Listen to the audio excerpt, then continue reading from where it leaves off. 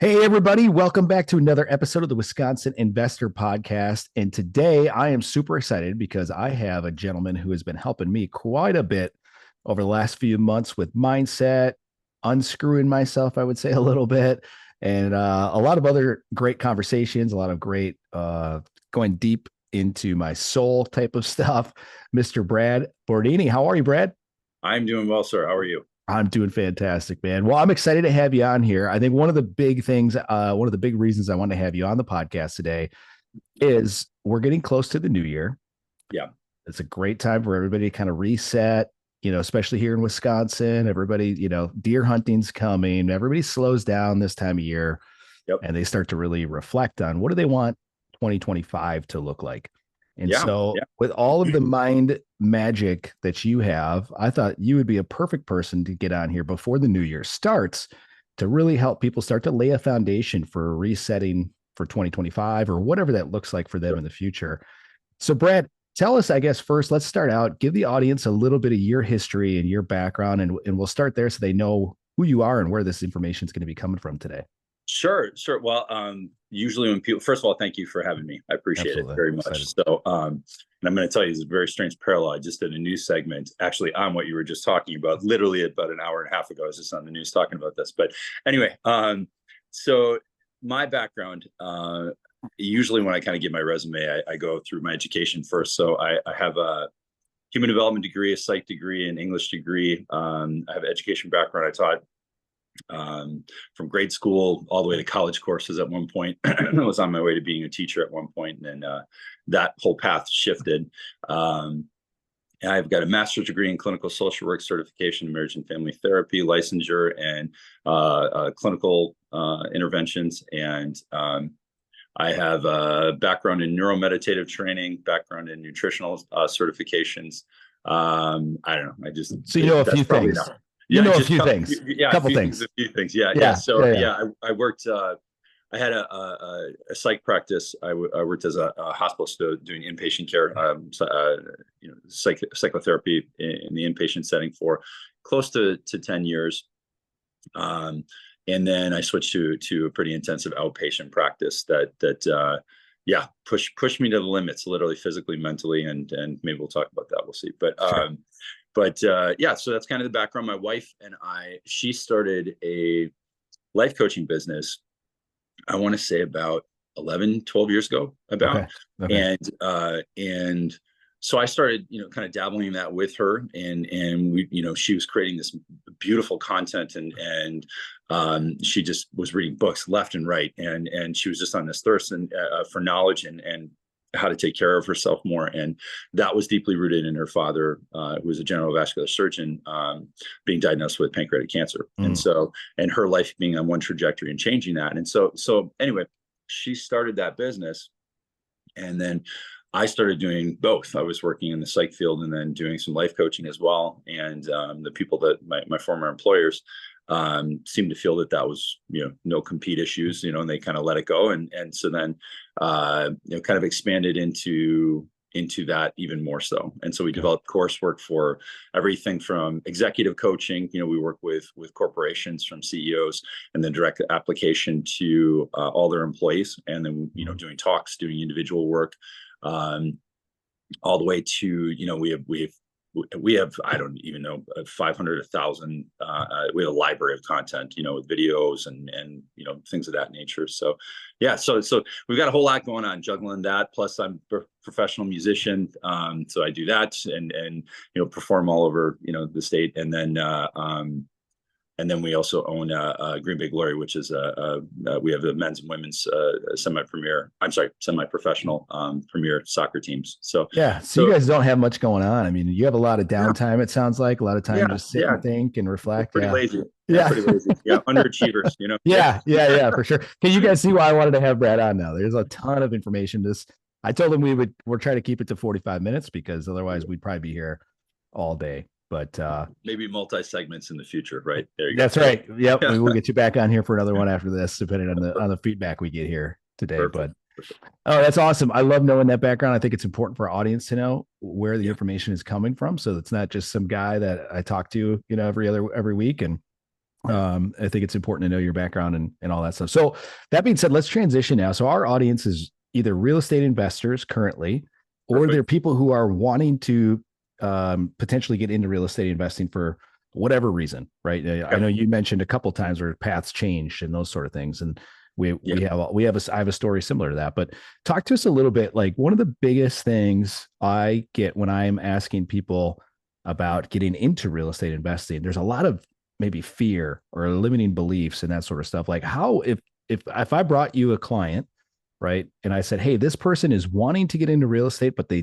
can't they just can't get started, they can't pull the trigger, Right. what are some of the things that you're going to talk about, or that you're going to try to uncover, or maybe that, maybe we could kind of hypothetically put some things into the ether here of what may be holding them back? Yeah, no, completely understand what you're saying. So, and just for further background, I do work with actually with multiple real estate companies, and I have in the past as well. We've worked with we've got a widespread of clientele, and but just so you know, it's direct application there, but it's in other fields as well. And when you think about it, what we typically do is we compartmentalize things. We put it into, this is the profession, or this is what I'm going to do. This is the goal. And really, when you think about it, it's more so just applicable to anything in your life if you're making a transition. And a lot of what happens is so your limbic system will start firing. That's your fight, flight, freeze. That's your sympathetic nervous system.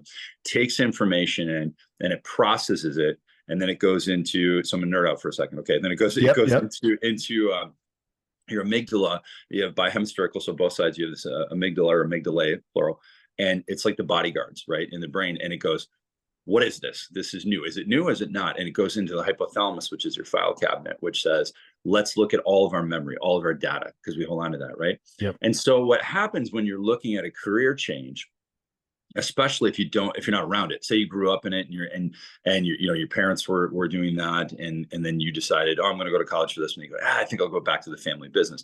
You would have more familiarity. You'd have more in that file. You see what I'm saying? Sure. So when it's completely new, like a new transition, there's a lot of fear that happens, and so the alarm system gets triggered. It goes, wow, what does it look like? I don't know. It looks like that time when we decided to change schools. It looks like that time when we decided to break up with someone, and it gets kind of funky. The brain plays tricks on us, and it says danger. And you got to remember that the predominant neurological functioning is to stay alive. That's a survival instinct. And so the natural tendency is to avoid things that are new, that are scary. Okay. And some people are wired differently. They're like, I'll jump out of a plane. That sounds great. Like 100 miles an hour in a crotch rocket sounds perfect. That gets into dopamine seeking, a different chemical in the brain. I can talk about that another time. But when you're looking at this transition, it's normal to have fear. That's the first thing I always tell people. I'm like, it's normal. It's a normal thing to experience, because what you're looking at is I don't know if I'm going to succeed. I don't know this pathway. I don't know the ins and outs of everything. I don't know the language necessarily. I don't know how do I even start? Where do I begin? That kind of thing. Yep. And that can be overwhelming. And there's a perception that we hold that we can't fail, especially in Western society. Now, I've studied other demographics around the world and throughout time. And when you actually break that down from a sociological and anthropological perspective, that's not a consistency. It's much more predominant in Western society, but it is a human characteristic nonetheless. So when we think about it, our goal is first and foremost to stay alive, but then there's some recognition that, well, this isn't going to kill me necessarily. So the second tier we start getting into is a fear-based reaction. That fear being, I perceive I'm going to fail, and I don't want to fail. And that's tied to our childhood experiences oftentimes, because we're conditioned from a very young age to seek approval. We need approval from our parents. We need approval from our teachers. And it comes in various formats. Pat on the head. It can be, the gold star on the top of the paper, a ribbon, and that's interesting, because sometimes we get into these participation award situations. Oh, yeah. But per psych, per research, that's garbage. We don't want to be doing that. So if you're running a business, don't be handing out participation awards. It's terrible. I agree. It's a motivation killer, actually. So, but inherently, that's kind of what we're talking about is this transition to something new, and new is equated to scary oftentimes. And some people are really excited. And so you want to play the people that are really excited. Those are the ones you want to kind of fast track, but just make sure that they're not like jumping the gun. Does Okay. that make sense? You know, like, oh, I'm going to do it. I'm going to be a rock star. I'm going to have millions of dollars coming in. And they're like, oh, okay, cool. What's your plan? You know, Yeah. so that they hit the brakes there, Yeah. bump the brakes. But hopefully that gives you a little, maybe I'm going too in depth with the answer, but No, I hopefully think it's good. yeah, it's normal from a neuropsychological perspective. It's normal that new things are scary, and so we're apprehensive. Well, I think that's helpful for somebody who's listening to this. That's that person, literally the person I'm talking about, listening to this right now. Hopefully, they're hearing that and going, "Oh!" Like, hopefully, that gives them some sense of relief and comfort to know I'm not weird. I'm No, not. correct. I'm not doomed for failure just because I have this fear. This is actually a normal response. Cool. Well, but you bring up the idea of failure. And one of the things, I think I've said this to you before, Yep. It's varying degrees of success. It's never failure. You learn something through each experience, even if it doesn't work out from your ideological perspective, what your ideal is. If it doesn't work out the way that you want, you learn something.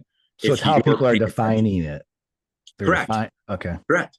And when we think about it, that's really what everything is. I mean, to go a little cerebral here, but like existentialism, the idea of the philosophical existentialism basically says nothing matters. Like, it doesn't matter. Like, we're just here, we live, we die. It's like squirrels aren't walking around going like, geez, I wonder what my portfolio, if it's diversified enough, and should I invest in that? They don't care. It's like they're just eating and sleeping and fornicating. I don't know. Whatever.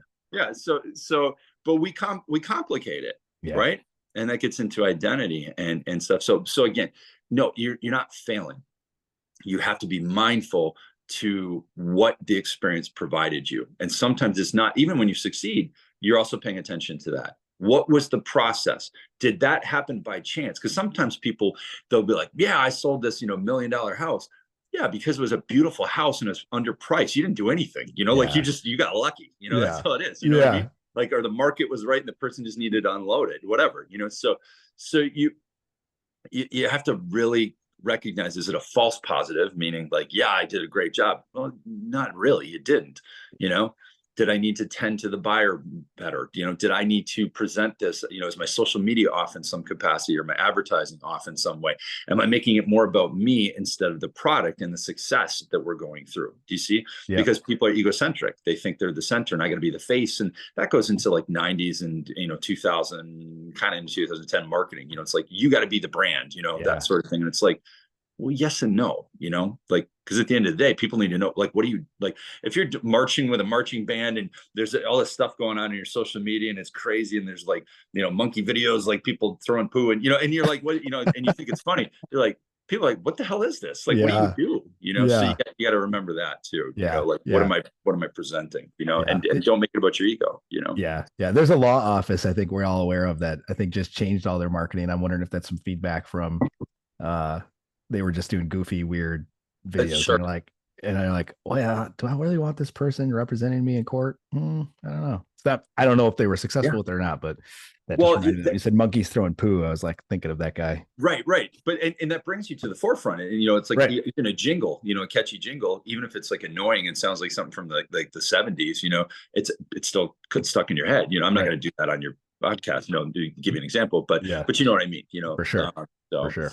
Yeah, but no, I think that the key to it is understanding, again, really being that normalizing, like you said, normalize it for people to understand your fears are normal. That's okay, but you can't let that control the complete trajectory of everything. And that's and you have to, sometimes you're redefining yourself. You're setting new goals, and as you said at the onset of our discussion, see, there's a thing called the fresh start effect. Okay.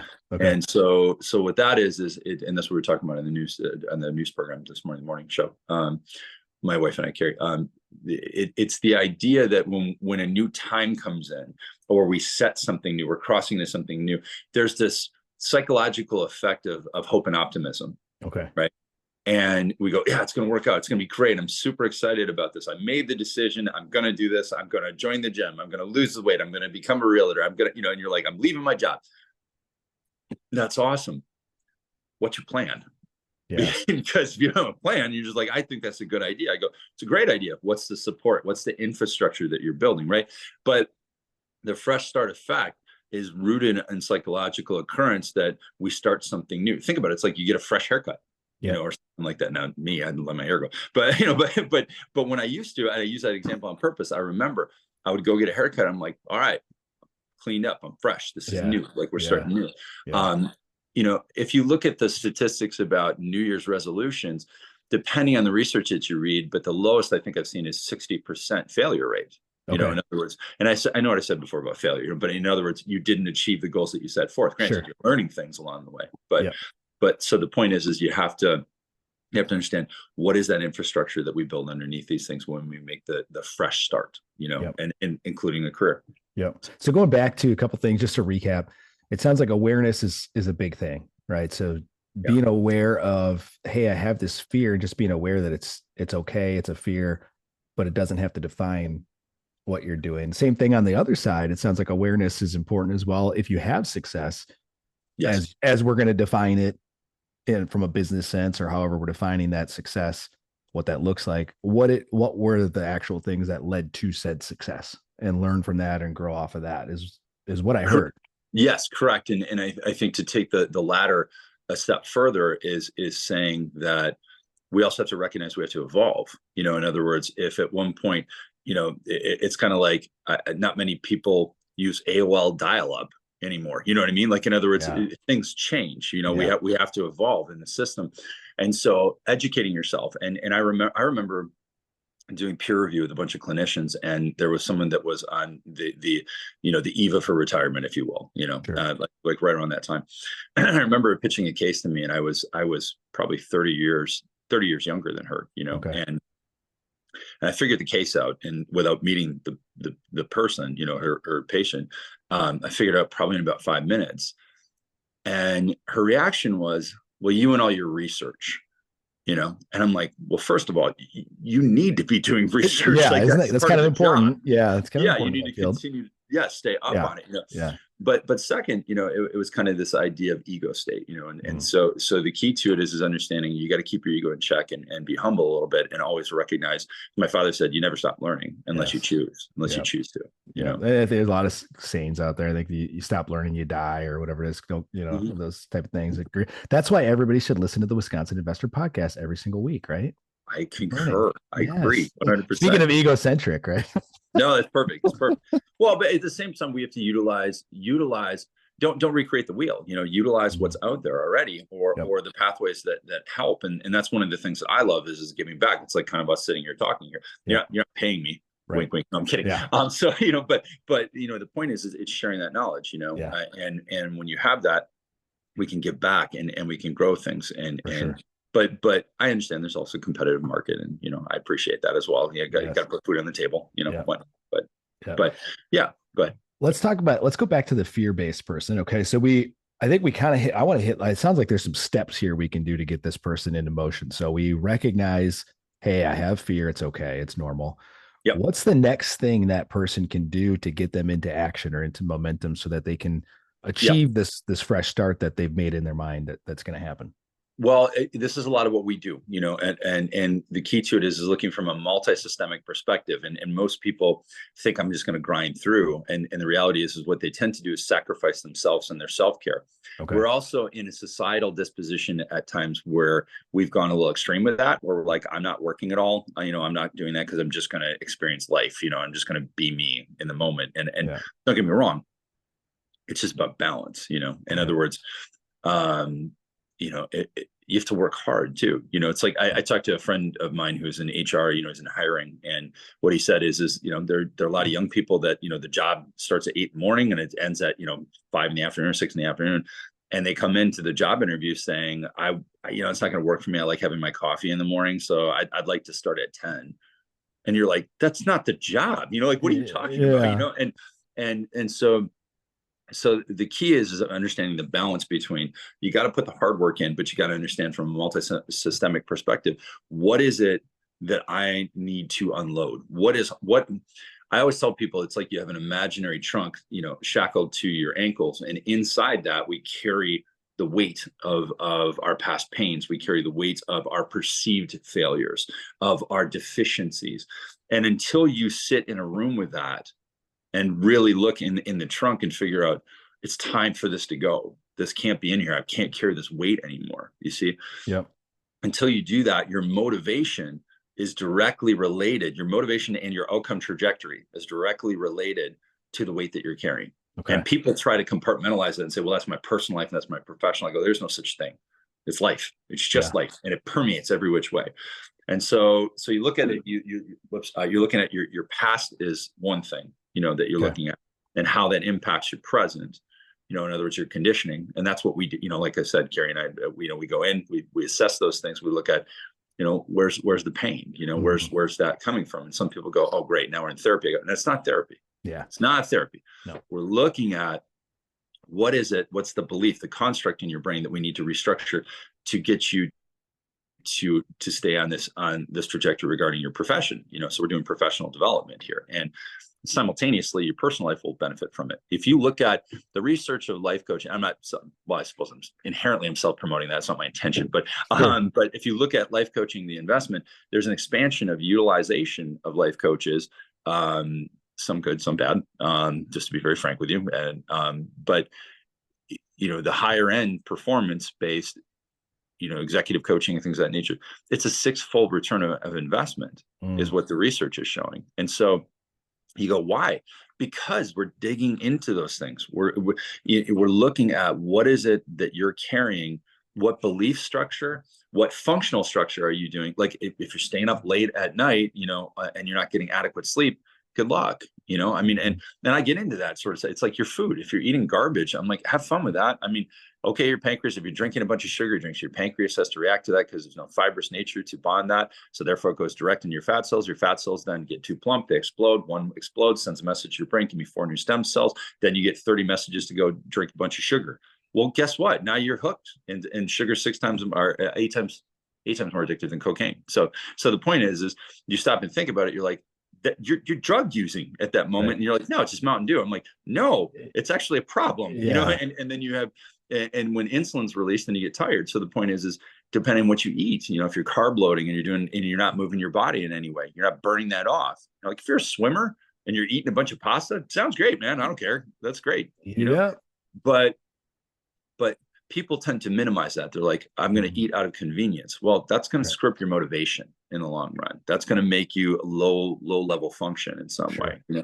So to answer your question, and sorry, this is what I do. I go too, but if you because I would need hours to really go through this from the multi-systemic perspective. But if you think about it, it's like, what's my food? What's my past? What is my sleep? Wait, basic functioning. Like I said, the squirrels, like if they're not sleeping, they're not out, stocking up acorns. You know what I'm saying? Like they're like, I'm resting, and they do that. They do. Like, we don't do that. We don't stop because anxiety kicks in. What is it? Sapolsky, I think is the name. There's a book called Why Zebras Don't Have Ulcers, and what it talks about is our limbic system, our freak out differs greatly from that of zebras. Okay, now here's. Zebras, if like a lion comes and starts chasing, they're just grazing, and the lion starts chasing them. Zebras are running. You got, Bobby and John are over here, and they're running. Oh man, you got John. Oh, you got John. Oh no, And the zebra, Bobby over here, he just goes over and starts grazing, and he goes back to normal, right? Or let's say Bobby's a girl. Okay, so Bobby's a girl, and the thing is Bobby literally the moment that the lion comes, menstruation stops. Okay. Like digestion stops. All these things like stop from a physiological perspective, which also happens for humans. Okay. People don't realize that. Okay. The difference is they shut it off immediately. We code it, hold it in that amygdala. I'm sorry, in that hippocampus, and the amygdala is like, I'll keep track of that. Yeah. You see? And then that alters our trajectory. You see, it makes us in the future. If we see something in the weeds, and there's a little tail moving or something, you're like, oh, we're not going outside today. Yep. I'm not going to try that. You see what I mean? So a lot of these people that are stuck right now, analysis paralysis is what we say all the time. Most likely what I'm hearing here is they had a lion attack them at some point between when they were born to when they decided they wanted to become a real estate investor for whatever the future looks like. So my guess is there's 2 things happening here from what I'm hearing. You've got somebody who can envision a better future for themselves and put themselves in a future state and get excited about that enough to start moving forward somewhat in the process. And then at some point, something from their hippocampus or their history says, ooh, there's a lion here. I remember back when I was 14 and I tried to dance in this audition and I got shut out and I was Right. told I was no good and I was garbage. And so now I don't Yeah. want that to happen to me when I start real estate investing. I'm going to fail and then everybody's going to tell me I'm a loser. Something like that. Am I Correct. And surmising that? no, great summation. And sometimes that's subconscious. They don't, and we have a whole method that we elicit some of those memories. We draw them out, but the problem is when it is subconscious, we have subconscious defense mechanisms that kick in then. Okay. And so we create busy work, we create a problem. Right. And I was doing this with some clients, actually this week even, but last week I did it more so. I was having them write out, here's a little freebie for you guys. So write out your goals for the day, for the week, for the month, for 6 months, for a year, for 2 years, for 5 years, right? Yep. Okay. And I'd say write down 10, minimum of 10 goals, big goals that you want. All right. And people sit there and they do it for a while. It takes a little bit of time. And then I come back to them. I go, okay, where should we start? And they go, all right. So today I'm going to, I go, nope, you failed. Now, relatively, because remember, you never fail. So, and they go, what? And I go, nope, that's not where I want you to start. They go, what do you mean? I said, start at 5 years. Why start at 5 years? It's reverse engineering. If you stop and think about it, if you know what your plan is 5 years from now and where you want to be on day one today, you may go, that's stupid. That's a waste of time. That does not align with what I want 5 years from now. And if you want to build something, and most people that get into real estate, there's personality characteristics that I see in mentality, like a mindset that tends to happen. And most people that I talk to that get in real estate have really big dreams. They want to have financial freedom and they want to own a lot of properties, whether they're getting into flips or they're managing, having rental properties, and they want to be escalating from, the 100,000 flip, to 1.5, $3.5 million properties that they're turning over. Right. And they want to have a name and kind of an empire in some capacity. And that's kind of what I've noticed. And with no judgment, I'm just saying that's just what I've noticed. Yep. And the key to it is if you have that grand disposition, and then you think about day one and you're like, how the hell is that related to that? And you go, it's not. And I go, right. So why are you doing it? Yeah. And then you start creating a hierarchy in your head, which leads to a habituation, because the more you do it and you start realizing like, I am wasting time. Yeah. I'm doing something that is a form of avoidance and I don't even realize it. Yeah. I don't even realize that I'm doing this. Yes. And when you start recognizing that, you're at a crossroads because you have a choice, because nobody's there except you. Yes. Just you in your head. Or if you're with a life coach, and so you're sitting there and you're like, and some people want to go back. I call it going back in the cave. And so in philosophy, there's the idea of what's called Plato's cave. And so basically Plato talked about how, and I'll summarize it if you will, but it's kind of like we're all in this cave and we're shackled and there's a fire behind us and we only know the images of things like that's a tree because we know this like outline like this on, from fire behind us, right? That kind of idea. And what happens is many people realize, they look down and they come to the recognition, I'm actually not shackled here, I'm free. And they walk out into the actual light. And it's blinding and it's overwhelming. And they look up and they see this big green thing that looks like a triangle, and they don't even know what a triangle is, because they're like, well, I don't know what it is. And they start coming to the recognition, that's a tree. They're that's an actual tree. And what's interesting is there's this moment where many people go, this is too much for me. I'm going back in the cave, and they put themselves back on the wall, shackled. Yeah. We say back to Egypt, the old Christian mentality. They got freed from Egypt, and then like as they're going to the promised land, and like, why don't we just go back to Egypt, man? We had food. Yeah, we had to work a lot. They forget. We get amnesia real quick. We forget the misery we were in. The path of least resistance, and then there's a victim stance, and that gets into a whole nother idea of, do we assume a victim stance? And I talk about, there's a thing in it's called transactional therapy, that it's called the drama triangle. So you have these 3 points, and you have victim, persecutor, rescuer. Victim, one who actually has been victimized. So there's a legitimate that happens when people impose things on us. But then there's ones where we're kind of like, we just assume that role, Okay. We stay stuck in it. And that's more what we're talking about here. Okay. Just to clarify, because some people would hear that and maybe be offended. And I'm like, listen, I'm not saying you didn't go through something. What I'm saying is how you think about it and what you do, you either become, if it actually did happen, you become a survivor, or it continues to plague you and hurt you in some way, right? So you get this victim stance.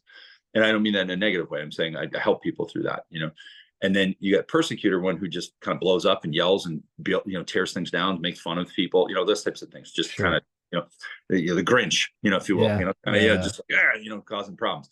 And then you have the rescuer, the one that has to come in and save everybody else.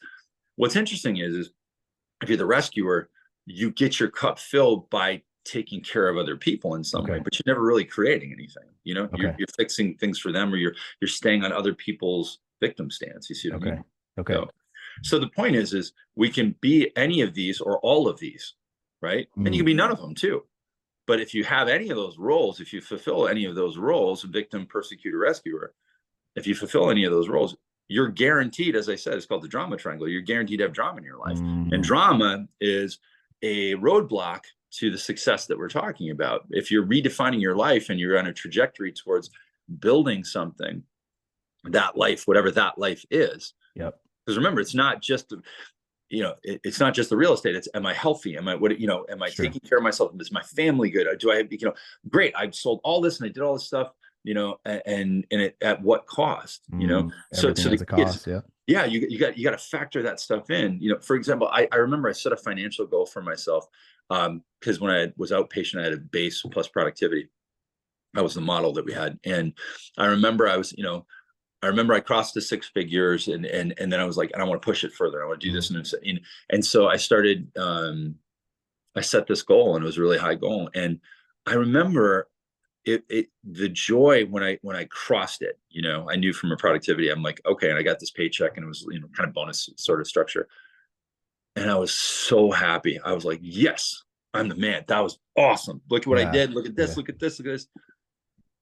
And I remember thinking to myself, that joy lasted less than 15 minutes. And I remember thinking, how many daddy-daughter, breakfasts did I miss with, and how many, soccer games from my family did I miss, and, so you stop and you think about it. It's like, what do I really want? And when you're formulating those goals, if you're stuck in a victim stance, you're not going to get to there. You're not going to find balance. If you're persecuting and yelling, if you're yelling at your family, like, do you not understand how busy I am? I need to sell this house. I need to get this social media thing out there. So I've been guilty of that multiple times.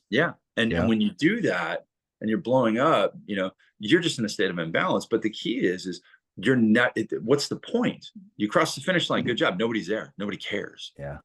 And that's one of the key pieces that I try and explain to people, and we didn't address it, but I'm fighting stage 3B colon cancer right now. And when you go through it, and I also almost passed away a few years ago. So I've had 2 near-death experiences. I've had multiple people that I love actually pass away in recent years from cancer, and I took care of them through the process. It gives you a different scope, and some people will dismiss at this point. They go, "Oh, okay, dude's been through a lot, and he's, I go, no, you don't understand. It's enlightenment. It's literally, it's like, what really matters and how." And don't get me wrong, money still matters. I mean, I can take trips and like things and whatever, and I need food, and pay for things. So, but it's putting that in perspective. That goes back to your original question: so what do you need? You need to understand, what is my 5-year, what is my 50-year for some of you young people, because I'm not there, I'm pushing 50, and the reality is legacy. And what's interesting is most people think legacy is it's a check, or a trust fund. And I go, yeah, that's not how it works. My dad was very successful. Okay. Don't get me wrong. And I don't have that money, my mom's alive or whatever, but if that were to pass on to me, that's great. That's wonderful. And I remember my wife saying this when her father passed, she's like, I could care less about money if I could have one more day just sitting with him, And so you stop and think, what is the legacy? The legacy is that you would rather choose one day with someone that you care about over financial security for the rest of your life. Something, you know what I mean? Because we're talking legacy money, some people are like, I don't care. And then you look at the impact, the trajectory, and not to be like a downer here, but I think it's important, but if you don't solidify that, you've altered that trajectory, developmental trajectory of your children and their concept of what a father or a mother is, right? And they become you. This is Dr. Albert Bandura's social learning theory. Monkey see, monkey do. It's basically, I will follow what you do. I'm going to behave like you. If you wake up in the morning and you're gone before the kids are up, and you come home when they're in bed, that's what they think they're supposed to do. They're going to model that. Because there's an attachment, there's the disconnect. And you could say, but I provide all the money. And don't get me wrong, there are situations that people need to do that in interims. There were times when I had low income, I was coming out of school, and and I'm like, I got to grind this right now. I was teaching college night classes, and I'd be at the hospital from, I don't know, 6 a.m, and I get home at 11 o'clock at night and do it all over again. I was going to ask you about that, Brad, actually, because I was thinking as you were talking about that, I'm like, that has totally shifted for me since I got started in real estate. So I got started in 2016. And we had 2 kids at the time. Now we have 4. But at that time, I remember exactly what you just talked about. It was like, I'm in this job, and I need this job to be able to afford this house that we have and these kids and all of the things that we don't want to sacrifice right now. We don't want to give up this lifestyle here. But I had this future of like, I also don't want to have to work for these folks anymore. Not that I didn't like them. It was a great company that I worked for. It was a great job. I just didn't want, I'm very unemployable. So I don't like working for other people. So I'm like, it was driving me crazy to have to work for these people. So I said, hey, the future state of me doesn't want to be shackled to this job. In order to get there, though, I realized I'm going to have to sacrifice time with my kids, probably as they're growing up, for a period. Now, thankfully, my wife is very good at correcting me in a loving way. Mine too. Mine's good. She's blunt though. She will get it done. She's like, you need to change this. So there came a point in our relationship where it was the goalpost kept moving. Right. And so I had the period of time. So I think it's important for people to be aware of like those. I want to circle back to that fear-based person who hasn't started yet. To me, and correct me if I'm wrong psychologically here, Brad, or anything that I'm going to say that's maybe not the best advice to give to somebody, but there may be a period for a couple of years where you do have to sacrifice, all of the other things you love to do with your free time or the other hobbies you enjoy or those sort of things. If this is really important to you, if this is something where your future 5-year goal person says, yes, I will do whatever it takes to get to here for a period of time, but be aware it becomes addicting, right? Like you start achieving these milestones and these things, and the dopamine, you mentioned it earlier. Like I get a rush every time I get a deal. I'm like, it feels good, right? It's that joy, that 15-minute joy I get, but that becomes addicting. And then I justify, hey kids, sorry, I have to do X, Y, Z.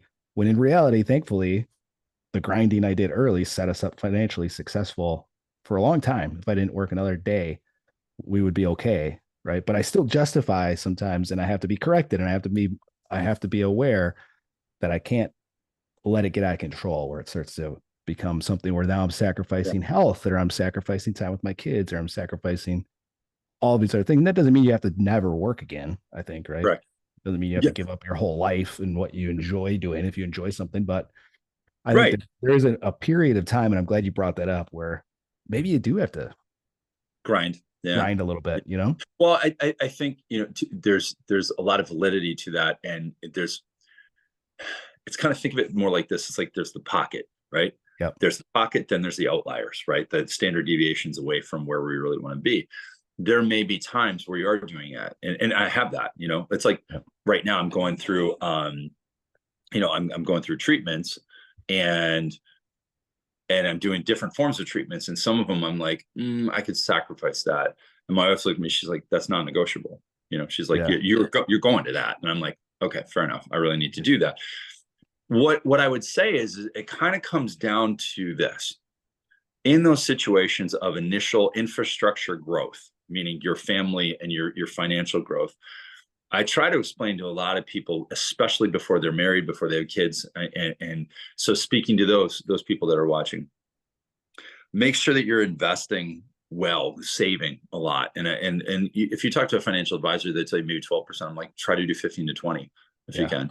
at least, and if you do, and trying to go into investment a little bit. And again, some people are like, the stock market fluctuation. That's fine. I'm not your advisor, but Yep. I would say have some in there, Sure. and look at Roths and, Roth IRAs and things of that nature. But because you have time, and people don't understand that you have time for that to build, and because you also aren't going to have enough capital where you're going to be able to go buy the house for yourself to just hold and flip. You know what I mean? Like, you're going to be flipping to build to get the money. Oh, we got ways around that, Brad. Yeah. We got ways around that. Yeah. And that's what I'm saying. So the key to it is figuring out, how do you do those things? That's where your knowledge base comes in, right? Yes. And you teach them that. The flip side, where I'm coming from, is you utilize time. Now, getting back to your original point, it goes into quality time versus quantity. Yep. And so when you're bringing yourself, you bring your best self. I used to come home from the hospital, and granted, I worked severe trauma. Okay. Like, I worked severe trauma cases. All right. Yep. And people that it was basically, either killed themselves, or tried to kill someone else, or were going to kill somebody else, or were full blown psychotic. And I was assaulted every day. Every day I was I was assaulted by someone. Wow. And sometimes multiple times a day. And well, that's probably an exaggeration, not every day, but I mean, significantly. So, it's being recorded. I need to speak truth here. Yes, but truth.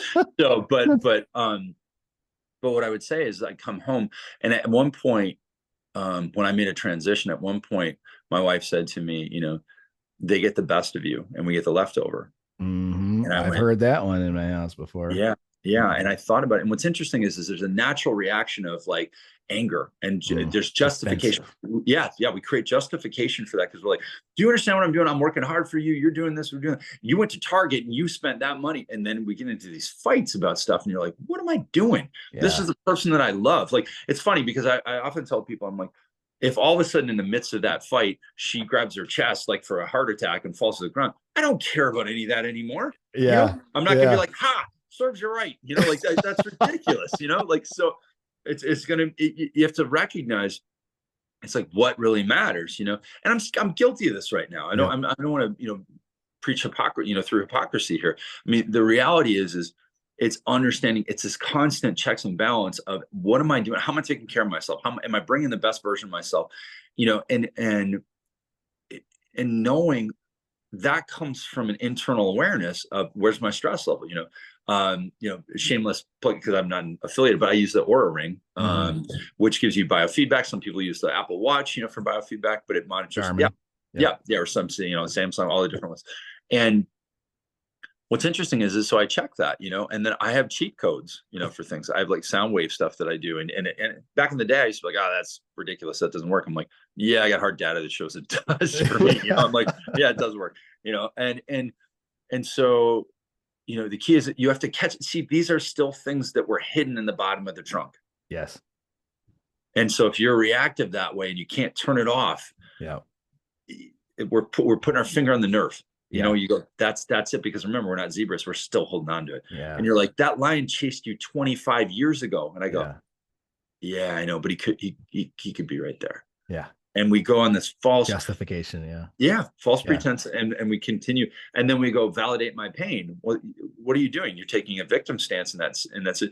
People are not going to like hearing this part, but that's good. That's what they need to hear. Yeah. But the reality is, you're like, if you're sitting there trying to preach about something, when like, your kids like want something, wants your attention, and you scream at your kid, that's on you. I don't care. And I'm guilty of that. That's on you. Yeah. And the reality is you can sit and create discussion and be like, okay, or you stop doing what you're doing for a second and be like, okay, what do you need? Because if your kid walked in bleeding, you'd stop whatever the hell you're doing. Right. But we minimize it cognitively. We minimize whatever that need is in that moment to prioritize the other thing. Don't get me wrong. If you're in the midst of a deal, like right now, if one of my kids walked in as we're talking, granted they're, teenage and college, so, but if they walked in right now, I wouldn't necessarily, and if they're bleeding, I'd be like, dude, gotta go. Yeah. Sorry. I know you're recording, but if they just walked in, like, hey, can you make me mac and cheese or something? Which, first of all, I feel like I'm never feeding you mac and cheese because that's terrible for you. Anyway, but so for example, but my point is I would be like, no, of course not. That's ridiculous. Yeah. So there's a level of that balance, going back to the original point.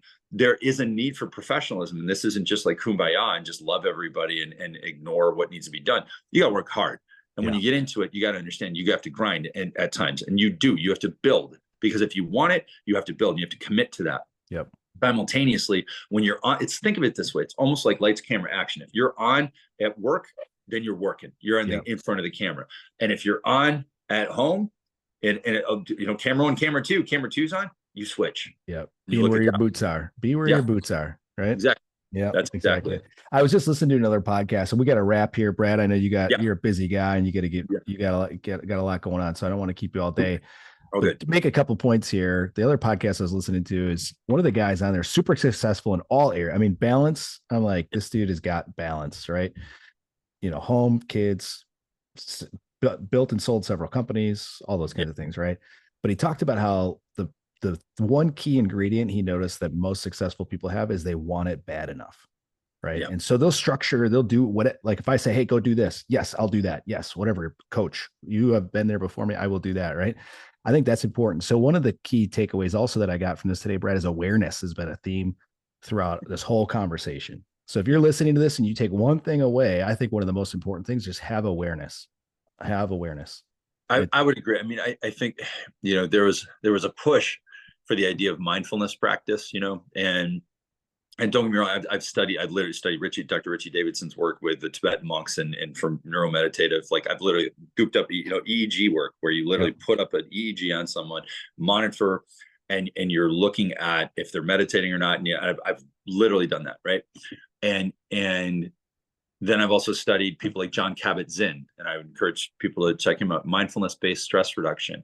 Okay. This is from the 70s on. And some of it's kind of a Buddhist philosophy, and again, secular Buddhism. I'm not saying religious-based. Basically just kind of teachings of mindfulness practice.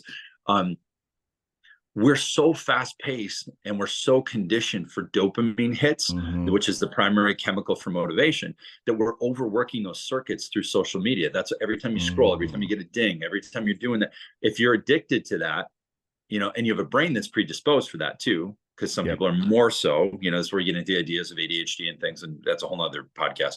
But the point is if you're working that circuitry over and over, you're going to choose that drug. You're going to choose that versus follow through. You can get addicted to social media. You can get addicted to learning. You can get addicted to a ton of stuff, right?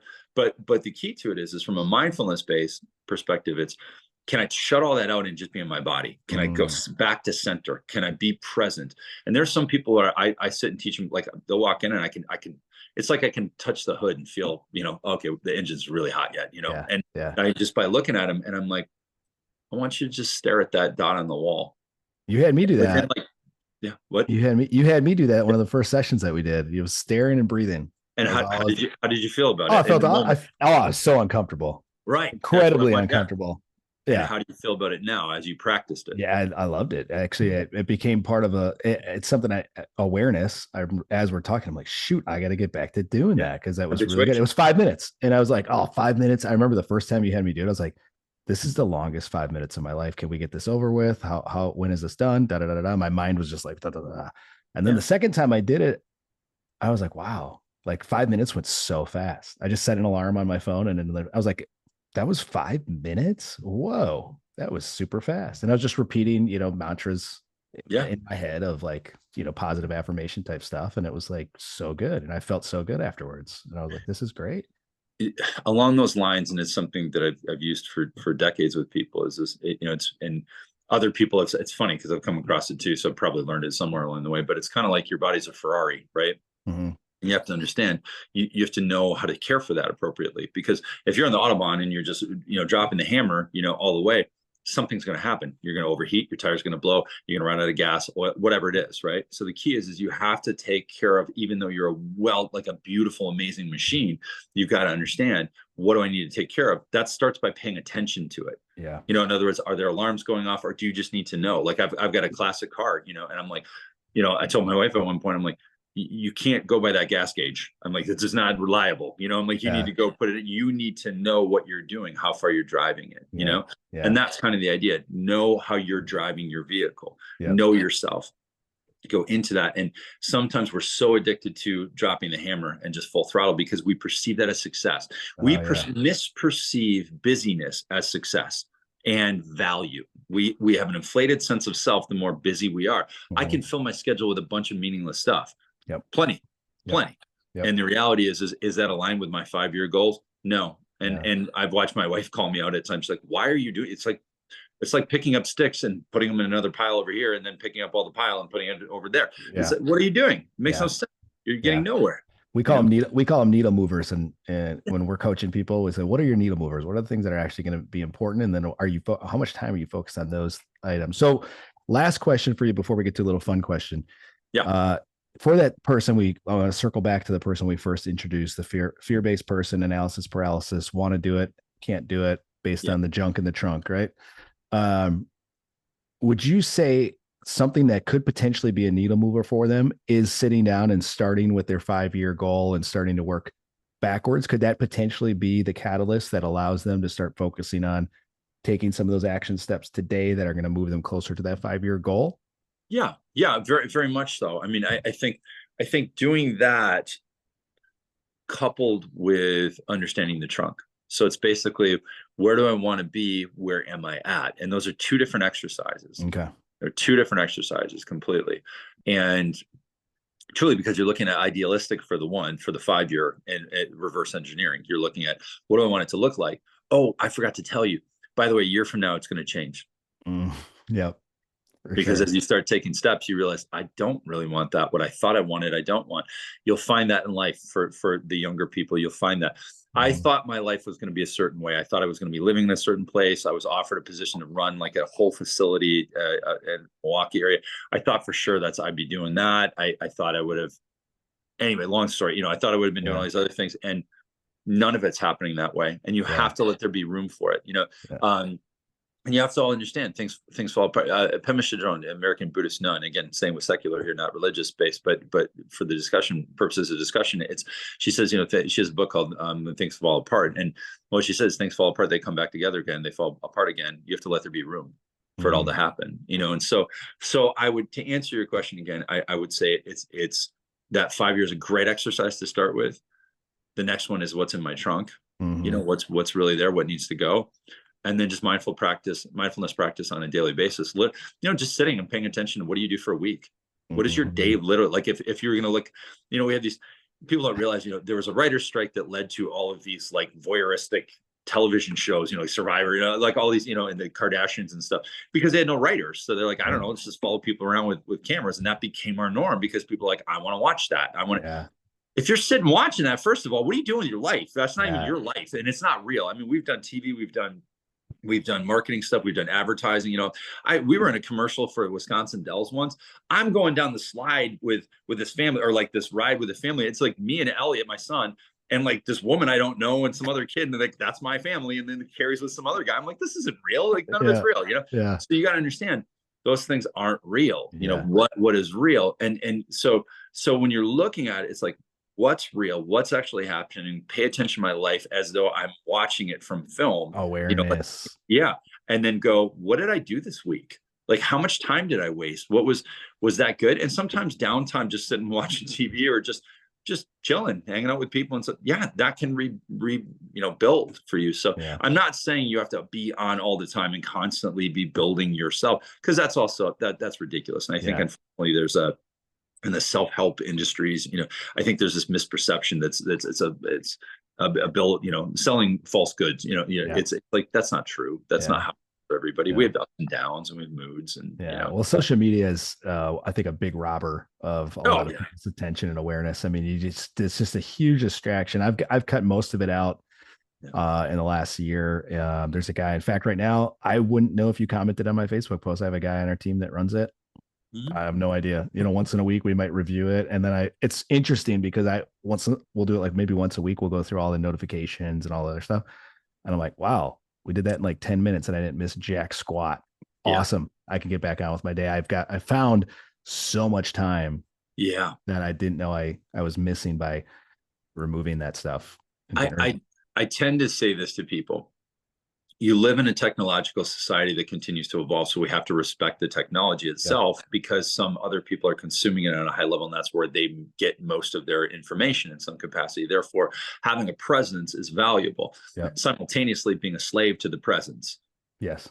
or delving into your own presence, which leads down this caveat to you then becoming a consumer of other people's stuff, and now you fell down the hill. That's the problem. Yeah.